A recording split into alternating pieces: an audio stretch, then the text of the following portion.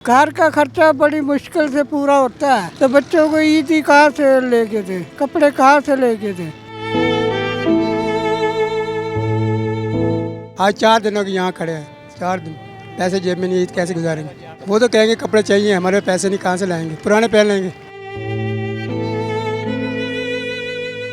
भाईजान क्या पता है, कारोबार है नहीं, हर बंदा अल्लाह की आस में बैठा हुआ है कि रोज़गार है नहीं, बच्चों के कपड़े क्या बनाएं, क्या करें, बच्चों की पढ़ाई को देखना पड़ता है, हर चीज़ को देखना पड़ता है।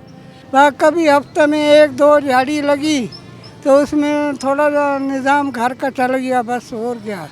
गरीब बंदा यही सोच सोच के आधा हो जाता है कि काम धंधा है नहीं, बस सोचों में पड़ा रहता है। बिल्कुल, वो तो तंग करते हैं, वो तो मांगते हैं कि हमें दो कपड़े नए ला के दो। हम कहाँ से लेके दें, कारोबार हो फिर तो हम ले दें।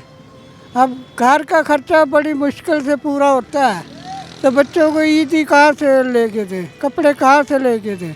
आज 4 दिनों के यहाँ खड़े हैं, 4 दिन पैसे जेब में नहीं, ईद कैसे गुजारेंगे। वो तो कहेंगे कपड़े चाहिए, हमारे पैसे नहीं, कहाँ से लाएंगे, पुराने पहन लेंगे। मजबूर है, क्या कर सकते हैं, किसी से मांग नहीं सकते। महंगाई तो डबल होगी।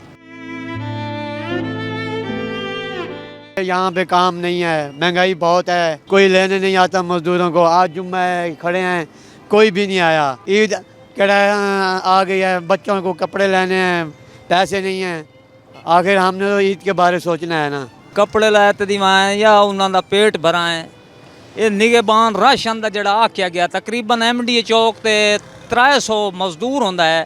एक दूजे तो पुछते रह वेंदे ने, किसे एक बंदे का ही नहीं निकलिया। सारे बंदे सारा दिन बैठ बैठ के परेशान हैं। मजदूर बेचारे क्या करें, कोई रोज़ी नहीं लग रही। ईद मने साए अल्लाह दी ज़ात दे जिम्मे उस तो वादा कीता है निभाई साए।